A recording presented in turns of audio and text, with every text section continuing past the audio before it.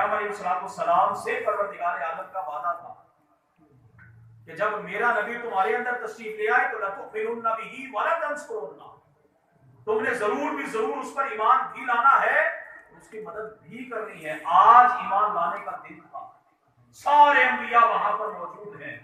مصلی امامت پر جس کو کھڑا کیا گیا، مصلی مقتدی عام نہیں، مقتدی بھی تو نبی ہیں۔ جہاں جناب حضرت آدم علیہ السلام سے لے کر جناب عیسیٰ علیہ السلام تک سارے ہی موجود ہیں۔ پھر مصلی امامت پر جناب جبریل امین نے جس کا ہاتھ پکڑ کے کھڑا کیا، میرے اور آپ کے کریم آقا صلی اللہ علیہ وسلم، سبحان اللہ، رسول اللہ صلی اللہ علیہ وسلم یہاں سے پھر آسمانوں کی طرف تشریف لے گئے۔ سدرۃ المنتہا پر جا کر آپ نے فرشتوں کی امامت فرمائی۔ سدرۃ المنتہا پر آپ نے آج جو حضرات یہ کہیں کہ حضور ہمارے ہی جیسے ہیں، جیسے ہم کھاتے پیتے ہیں ویسے وہ کھاتے پیتے تھے معاذ اللہ، جیسے ہمارے دو ہاتھ ویسے ان کے دو ہاتھ، جیسے ہمارے دو پاؤں ویسے ان کے دو پاؤں، ہم انہیں کہتے ہیں کہ تم صرف حضور کو زمین پر چلتا پھرتا نہ دیکھو، حضور کو عرش پر جاتے ہوئے بھی تو دیکھو۔ سبحان اللہ۔ اگر تم زمین پر حضور کو صرف چلتا پھرتا دیکھو گے تو پھر تم نہیں سمجھ سکو گے، اور اگر تم عرش پر حضور کو جاتا ہوا دیکھو گے تو پھر تم زندگی میں کبھی بھی میرے نبی کو اپنے جیسا نہیں کرو۔ رسول اللہ صلی اللہ علیہ وسلم سدرۃ المنتہا پر فرشتوں کی امامت کروائی۔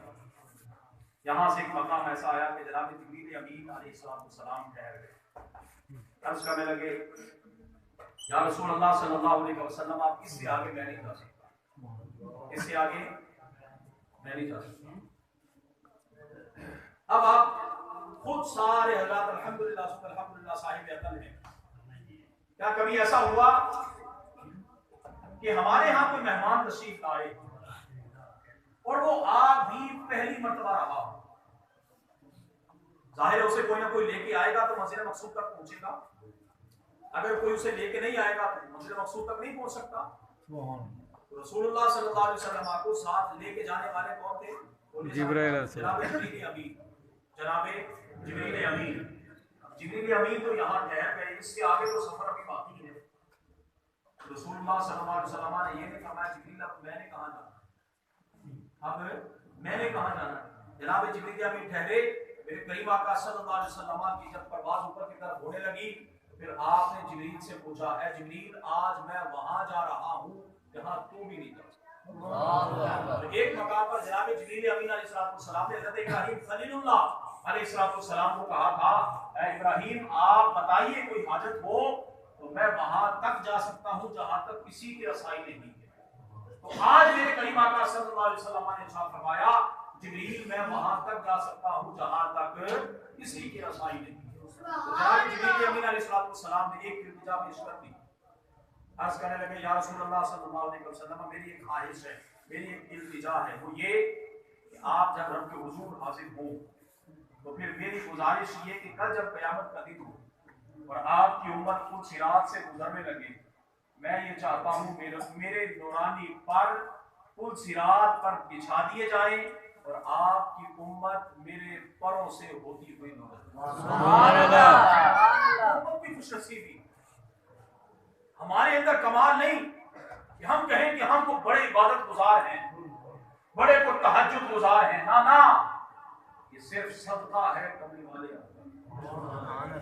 نبی علیہ السلام تشریف لے گئے، پروردگار عالم کی بارگاہ میں جب محبوب و محب کی راز و نیاز کی جب باتیں ہوئی قرآن اس پر کہتا ہے فَأَوْحَا إِلَىٰ عَبْدِهِ مَا أَوْحَا، تو رب نے اپنے بندے کی طرف وحی فرمائی۔